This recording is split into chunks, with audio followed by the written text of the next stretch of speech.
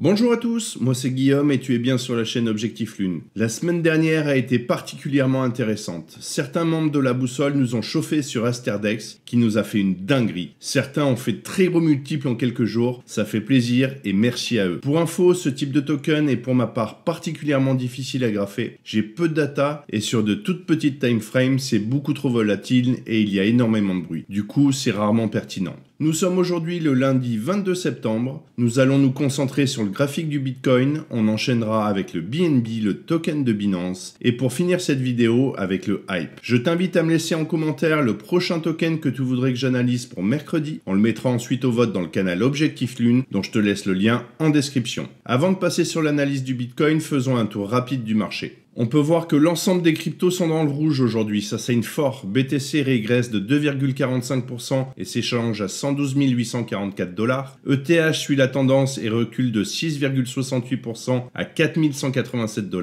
Sol est dans la même trajectoire à 224 $ et recule de 6,84%. XRP perd 6,13% et s'échange à 2,81 $. Et enfin, Aster, dont je te parlais juste avant, après sa montée fulgurante, corrige de 22,46% à 1,49 $. Après ce bain de sang sur les marchés, la vraie question est de savoir si Bitcoin va réussir à inverser la tendance ou au contraire continuer de subir la pression vendeuse. On regarde ça tout de suite sur le graphique. Comme on l'a vu vendredi dernier dans la vidéo, on a touché la zone de target à la hausse sur les 116 106 et les 119 894, c'est-à-dire cette zone-là, et pile dans notre zone de best price qui était comprise entre les 117 773 et les 118 446, donc juste là. Pour le moment, on corrige l'ensemble du mouvement haussier initié depuis le 1er septembre et on est venu toucher la zone de retracement que je vous avais partagée. La zone de retracement était ici et on la verra un petit peu plus en détail sur le H4. Je vous le dis depuis un certain temps maintenant, on aura un gros point d'attention si toutefois notre pivot baissier venait à casser. Donc notre pivot baissier ici, si notre RSI passe dessous, nous pourrions retracer l'ensemble du mouvement haussier initié depuis le 9 avril, donc sur la zone des 100 691 et des 90 039, avec une zone de best price sur les 95 997 et les 94 103. Si par contre notre RSI vient casser notre pivot par le haut, on pourrait retourner challenger la TH sur la zone ici des 122 445 et des 129 023 avec une zone de best price sur les 125 340 et les 126 511. Allez, passons voir ce qui se passe maintenant sur le H4. Donc nous pouvons voir que notre droite de tendance ainsi que notre pivot ont été cassés. Donc la droite de tendance ici et le pivot ici ont cédé. Je pensais qu'on allait retourner sur la zone ici des 0,5 et 0,618 de Fibonacci, mais il faut croire que le cours en a décidé autrement. On est parti directement à la baisse. Les zones que j'avais données dans la newsletter hier soir ont été touchées. Donc on était sur les 113 292 et les 111 589 avec une zone de best price sur les 112 227 et les 112 533. Donc cette zone-là qui était en corrélation avec le retracement de l'ensemble du mouvement haussier initié depuis le 1er septembre sur les 0,5 et 0,618 de Fibonacci, c'est-à-dire les 112 577 et les 111 321. Pour repartir à la hausse, il faudrait ici qu'on vienne casser notre droite de tendance ainsi que notre pivot haussier. Ce que je te partage ici reste mon analyse du marché à un instant T. Ce n'est pas un conseil en investissement et comme toujours, je t'invite à faire tes propres recherches et à adapter ta stratégie à ton profil de risque. Bon, ça c'est pour le Bitcoin avec les zones clés qu'on surveille. Attention, parce qu'au-delà de l'analyse technique, cette semaine on a un calendrier macroéconomique ultra chargé. Et tu sais très bien que les annonces US, ça peut complètement relancer la dynamique du marché, que ce soit à la hausse comme à la baisse. Donc on va voir ensemble jour par jour ce qui nous attend.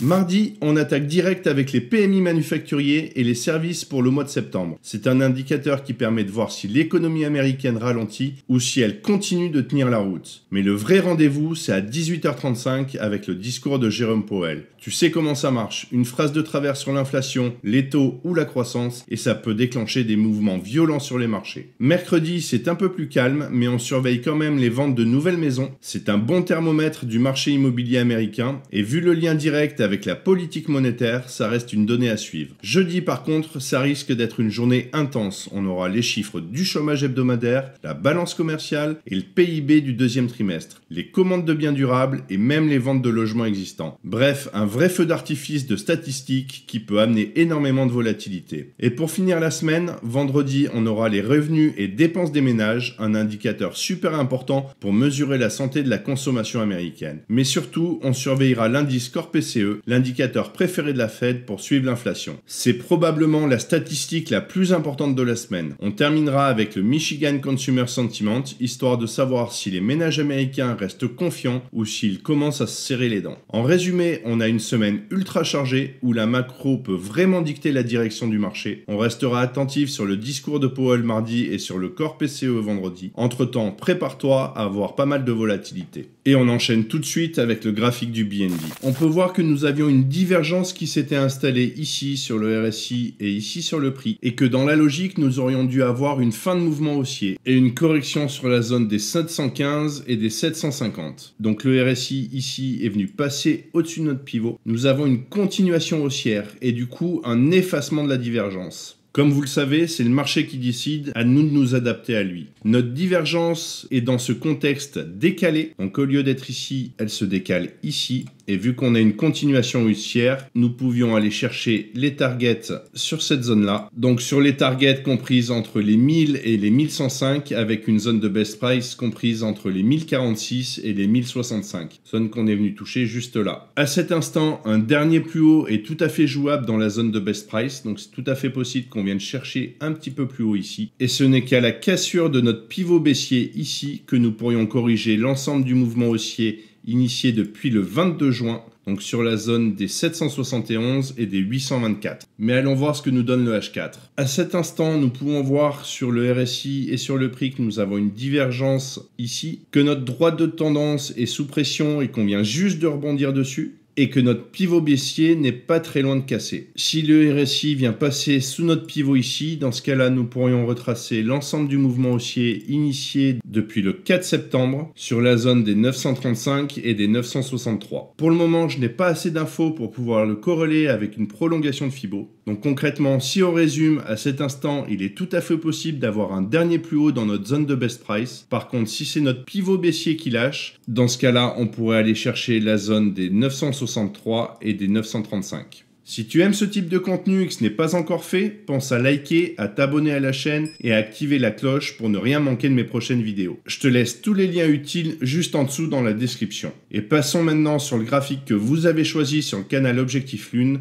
celui du hype. Donc nous avons touché les targets pile dans la zone de best price et c'était une zone qui était également en corrélation avec notre zone D1. Donc vous voyez qu'on est venu toucher juste ici. Du côté de notre RSI, nous pouvons voir que nous avons une divergence qui s'est installée ici sur le RSI et ici sur le prix. De plus, notre droite de tendance a été cassée juste là et nous pouvons voir que notre pivot baissier est bien sous pression. Dans l'immédiat, nous avons corrigé l'ensemble du mouvement haussier initié depuis le 1er septembre, plus profondément que les 0,5 et 0,618 qui étaient sur les 50,99 et les 48,99.